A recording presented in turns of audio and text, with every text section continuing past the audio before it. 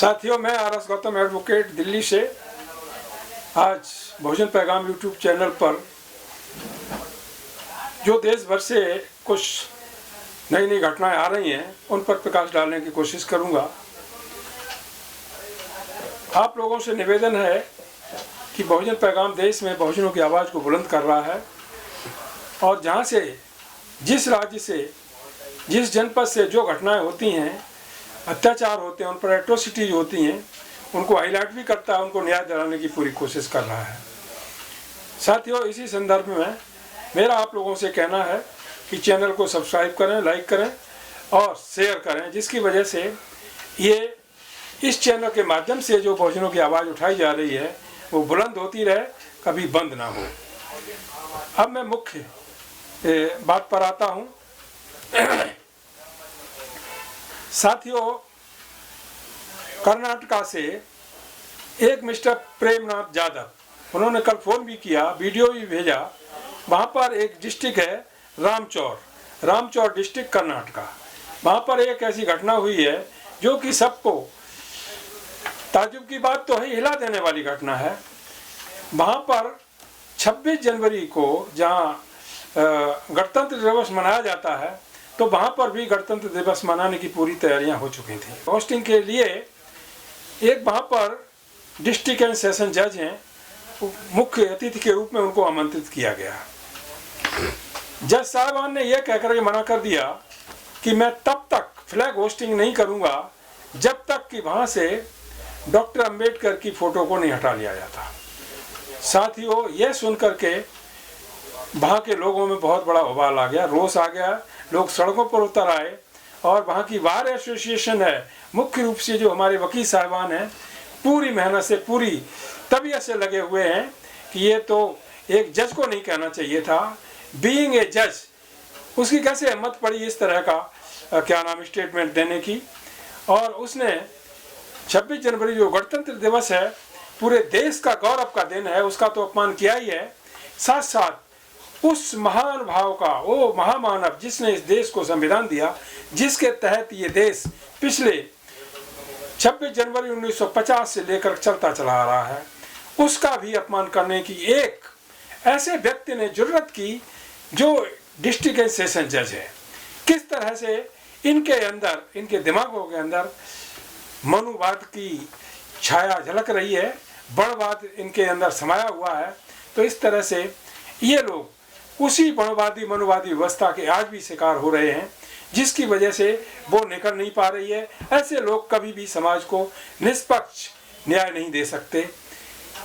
मैं वहाँ के बार एसोसिएशन को, वहाँ के जो प्रतिनिधिगण हैं, उन सबको, प्रेमनाथ यादव को, सबको विश्वास दिलाना चाहूँगा कि ऑल इंडिया बहुजन एकता मिशन उनके साथ खड़ा हुआ है और बहुजन पैगाम जो यूट्यूब चैनल है, इसके माध्यम से इस समाचार को पूरे देश में फैलाया जा रहा है, फैलाऊंगा। किसी हालत में और भी जो चैनल हैं बहुजन समाज के, तो वो भी जब सुनेंगे पूरे देश में ये मैसेज जाएगा और उसकी गूंज होगी। और ऐसे लोग जो जज बन करके एक न्यायिक व्यवस्था के तहत जो एक संवैधानिक चेयर है उस पर बैठे हुए हैं और वहाँ इस तरह की विचारधारा रखते हैं, इनको तत्काल प्रभाव से हटा देना चाहिए और उन पर देशद्रोह का केस भी दर्ज होना चाहिए। जो वहाँ के लॉयर्स की आवाज़ है, सैकड़ों हजारों लॉयर्स मैं देख रहा हूँ आज रोड पर निकले हुए हैं और अपनी आवाज़ को बुलंद कर रहे हैं, न्याय में बुलंद कर रहे हैं। मेरा कहना है, कर्नाटका हाई कोर्ट से भी गुजारिश करूँगा, इसके साथ साथ कर्नाटका हाई कोर्ट में आवाज़ को नहीं सुना जाता है तो माननीय सर्वोच्च न्यायालय में भी इस संबंध में कार्रवाई करने में कोई हिचक नहीं होगी कि ऐसे जजों को जो एक संवैधानिक कुर्सी पर बैठ करके इस तरह की भावना रखते हैं, इस तरह के विचार देते हैं, इस तरह का भाषा बोलते हैं और देश को ही नहीं बल्कि अपने महापुरुषों को भी अपमानित करते हैं, ऐसे लोगों के खिलाफ सख्त कार्रवाई की जानी चाहिए और इनको तत्काल प्रभाव से कुर्सी हटाया जाना चाहिए। तो ये एक बहुत ही निंदनीय घटना है। इसके लिए जो हमारे लॉयर्स भाई हैं और भी समाज के जो लोग हैं न्याय हित में काम कर रहे हैं, उन सबके मैं साथ खड़ा हुआ हूँ।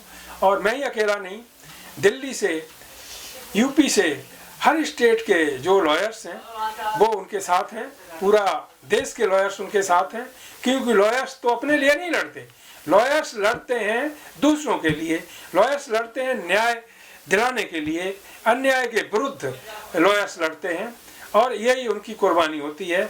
लेकिन लॉयर्स की कुर्बानी को कोई नहीं समझता, न देखता है, लेकिन फिर भी लॉयर्स अपना फर्ज पूरा करते हैं, देश हित में पूरा करते हैं, लोगों को न्याय दिलाते हैं।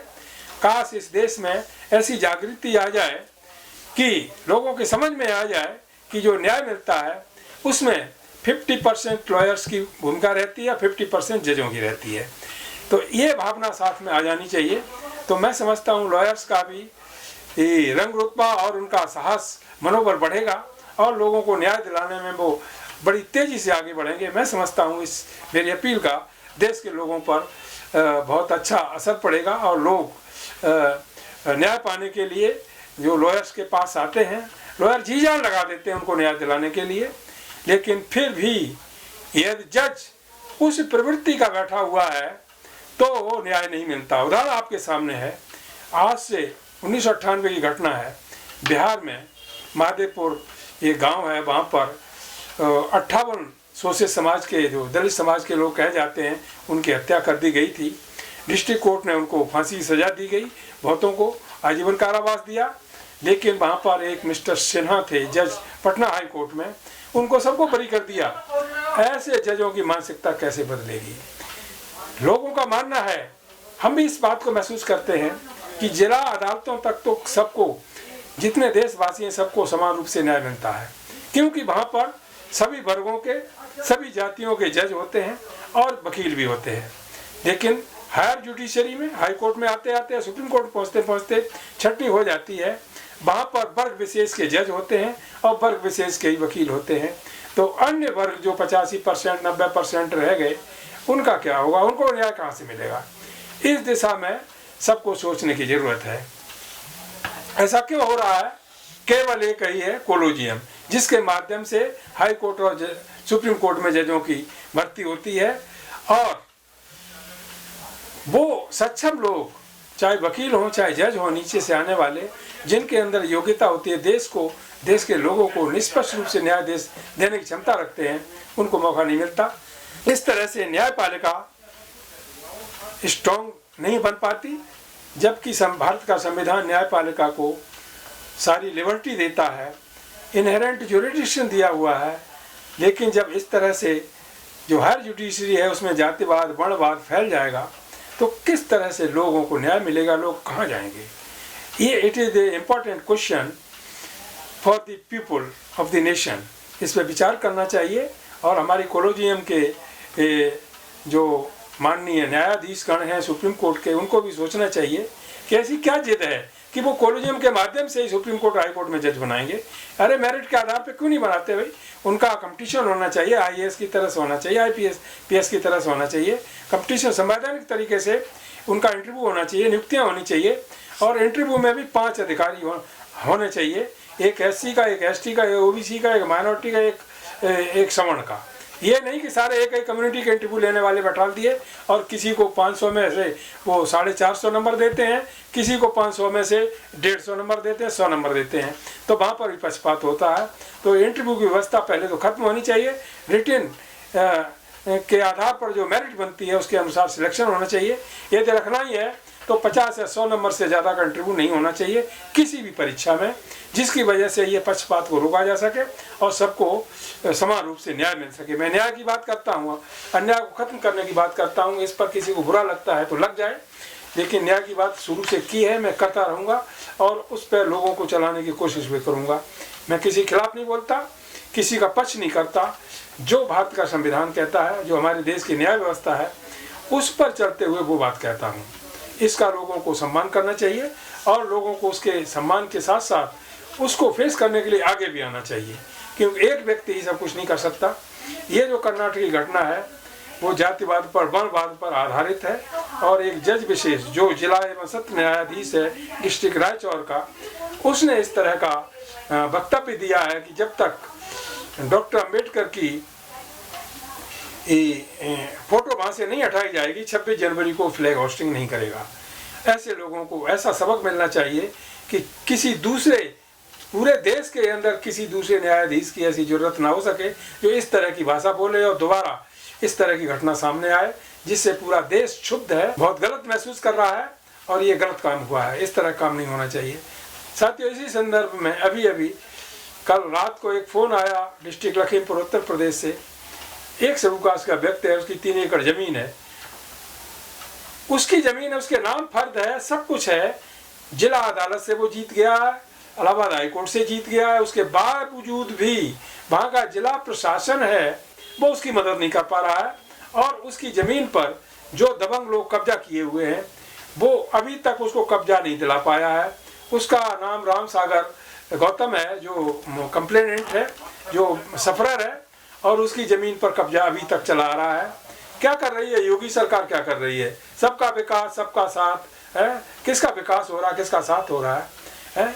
शर्म आना चाहिए ऐसे लोगों को, ऐसे राजनेताओं को जो इस तरह की घटनाएं होती हैं उन पर कोई ध्यान नहीं देते। क्या बाकी डिस्ट्रिक्ट मजिस्ट्रेट ये इन्फॉर्मेशन नहीं भेजता?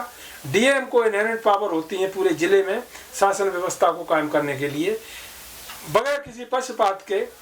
डीएम के पास पुलिस होती है, सारा पुलिस प्रशासन होता है, उसका अपना भी शासन होता है, उसके अधीन बहुत सारे फंड्स भी होते हैं, सारी व्यवस्था होती है, वो एक जिले का बादशाह होता है, लेकिन फिर भी ना न्याय दे पाए सब लोगों को, तो बड़ी शर्मनाक बात है। और ऐसे अधिकारियों को के खिलाफ तुरंत कार्रवाई होनी चाहिए। एक व्यक्ति कितना सफरर है, वो कहता है कि सर हम जिला अदालत से जीत गए, हाई कोर्ट से जीत गए, फिर भी वहाँ का जिलाधिकारी और एसएसपी उसको कब्जा नहीं दिला पा रहा है उसकी ज़मीन पर। तो व्हाट इज दिस? भाई योगी जी क्या कर रहे हैं, क्या कर रहे हैं? मोदी जी क्या कर रहे हैं? अमित शाह जी, इस तरह का हो रहा है और आप प्रचार कर रहे हैं सबका विकास, सबका साथ है। हमने पक्षपात नहीं होने दिया, हमने गुंडों को भगा दिया, हमने ये कर दिया, वो कर दिया। लखीमपुर लखनऊ के पास में लगा हुआ है, आपके पड़ोस में है, उस पर विचार करना चाहिए और उसका कब्जा दिलवाना चाहिए। साथियों, ये घटना नहीं है, पूरे देश भर से बहुजन पैगाम पर एक दिन में सैकड़ों घटनाएं आती हैं इस तरह की, जिनको सुन करके दिमाग खराब हो जाता है। लेकिन क्या किया जाए? ये संघर्ष इतना विशाल है जिसको अकेले नहीं किया जा सकता। इसके लिए हम लोगों ने एक योजना बनाई है कि we shall fight for justice, और जस्टिस पाने के लिए we shall start a judicial programme in next future titled as the battle for justice, न्याय के लिए बैटल। और वो जब चलेगा तभी जो ऐसी बड़ी बड़ी कुर्सियों पर बैठे हुए हैं, चाहे वो जिलाधिकारी हो, चाहे एसडीएम हो, चाहे न्यायाधीश हो, तभी उनके कानों पर असर पड़ेगी कि देश जागरूक हो चुका है, अब इस तरह से काम नहीं चलेगा। पक्षपाती रवैया पूरा करके वो समाज को गुमराह नहीं कर सकते। दूसरी बात, जो यहाँ का मीडिया है वो क्या उसको संज्ञा दी जाए, मेरे पास वो शब्द नहीं है, वो देश को गुमराह कर रहा है। जो अन्याय होता है उसको तो वो लिखता ही नहीं है ना, छापता है, चाहे इलेक्ट्रॉनिक मीडिया हो चाहे प्रिंट मीडिया हो, उसकी कोई बात नहीं करता, केवल वो दल विशेष का प्रचार करता है, क्योंकि वहाँ से उसे पैसा मिलता है या धमकी मिलती है, ऐसा नहीं करेगा तो ये उनको इंस्ट्रक्शन होते हैं। तो इसलिए इस देश में जो मीडिया जो पूरे समाज की बात करती है, निष्पक्ष रूप से बात करती है, वो बहुजन समाज की सोशल मीडिया ही है, जो खबरों को इधर से उधर पहुंचाती है, जिससे लोग उसको जागरूक करके उस पर एक्शन लेते हैं और उनका जागरूकता पैदा करती है। साथियों, आप देख रहे हैं बीजेपी की सरकार है, जो कास्ट के लड़के हैं, लड़कियां हैं, ओबीसी के लड़के लड़कियां हैं, आदिवासियों को उनको जो स्कॉलरशिप मिलता था बंद हो गया, वजीफा उनका रोक दिया गया, नहीं मिलता, कैसे पढ़ेंगे? उनकी पढ़ाई बंद, व्यवस्था बंद, स्कूल बंद, स्कूल में टीचर नहीं जाते, कोई देखने जाता है। एक बार दिल्ली से मनीष सिसोदिया जी गए लखनऊ में, उनको शायद केस रजिस्टर हो गए, और वो जो सांसद हैं आप पार्टी के संजय सिंह, उन पर भी मुकदमा रजिस्टर हो गए। उन्होंने यही कह दिया कि भाई हम स्कूल देखने आए हैं, आप दिल्ली की स्कूल देख लो चल के, और आपके स्कूल देखते हैं। तो ये भाई योगी को क्यों बुरा लगा, केस रजिस्टर करा दिए, लेकिन सुधार नहीं किया किसी तरह से। आज किसी गांव में जो स्कूल है, बिल्डिंग बनी हुई हैं और वहाँ पर टीचर नहीं आते हैं, घर पर पैसे पहुँच जाते हैं, बच्चों की पढ़ाई लिखाई नहीं होती है, और जो मिड डे मील दिया जाता है उसकी दशा आप देख ही रहे हैं। एक ही स्कूल में, मध्य प्रदेश के स्कूल में क्या हुआ कि एक सूकास्ट की लेडीज को अपॉइंट कर दिया गया कि वो खाना बनाएगी। इसी बात पर जो समण कम्युनिटी के बच्चे थे, उन्होंने कहा हम खाना नहीं खाएंगे। उस तरह बाद में जब ये मामला आगे बढ़ा, कोई समझौता नहीं हो पाया। बाद में जो शुरू कास्ट के लड़के थे उन्होंने कहा ये सवर्ण समाज की कोई लेडी बनाने आती है तो हम उसके हाथ का छुआ खाना नहीं खाएंगे। तो ये भावना, ये बहुत बड़ा एक प्रतिक्रांति हुई है। इस तरह की प्रतिक्रांति आनी चाहिए। आपको किसी से दबना नहीं है, झुकना नहीं है, न्याय के लिए संघर्ष, किसी पर अत्याचार नहीं करना है, बल्कि जो अत्याचार हो रहे हैं उनको बर्दाश्त नहीं करना है। यही 16th president of USA Abraham Lincoln का कहना था कि न तो हम किसी को गुलाम बना के रखना चाहते हैं, न किसी के अधीन गुलाम बना के रहना चाहते हैं। ये 1000 बात की एक बात उस महामानव ने कही थी, हम उसको मानते हैं और ये बात पूरे विश्व पर लागू होती है। ना तो किसी से डरो, ना डराओ, ना किसी का अत्याचार सहन करो, ना किसी पे अत्याचार करो। समरसता अपनाइए, सब में भाईचारा होना चाहिए, आपस में भेदभाव होना, मेल भाव होना चाहिए, एक दूसरे के साथ मिलकर के काम करने चाहिए। जो लोग जिस धर्म के, यहाँ पर देश के अंदर क्या होता है, भारत में मुख्य रूप से आपने देखा धर्म के अंदर धर्म के ऊपर राजनीति होती है और मुख्य रूप से सबसे अग्रणी है इसमें बहुजन, वो बीजेपी और आरएसएस, ये धर्म के नाम पर ही सब काम करते हैं। इनका पहले तो कोई धर्म ही नहीं है। जिस हिंदू की बात करते हैं, पहले तो हिंदू कौन है यही बताएं मुझे। SC ST OBC माइनॉरिटी का कोई हिंदू नहीं है, ना हो सकता है, ना आदिवासी कोई हिंदू हो सकता है। हिंदू हिंदू कहकर, कल देखिए अभी परसों की बात है, ओवैसी साहब जो माननीय एक पार्लियामेंटियर MP है और वो कभी भी इस तरह की बात नहीं करते। उन पर, वो मेरठ से आ रहे थे, पिलखवा से आगे आने पर 2 RSS के लोगों ने, वो बीजेपी के लोग हैं और वो बीजेपी के नेताओं के साथ उनके फोटो हैं, एक ही वर्ग के हैं, शायद सवर्ण कम्युनिटी के हैं। उन्हें किल करने की कोशिश की, गोलियां चलाई, 3 राउंड गोलियां चलाई, उनकी गाड़ी में छेद हुए, टायर पंचर हो गया। अब Z+ की सुरक्षा देने की उन्होंने मना कर दिया, मुझे नहीं चाहिए। उन्होंने पार्लियामेंट में इस क्वेश्चन को रेज किया, सारा देश देख रहा है, व्हाट इज हैपनिंग। अरे आप जातिवाद के आधार पर ये सब कर रहे हो, हिंदू मुस्लिम, तो ये कब तक चलाओगे।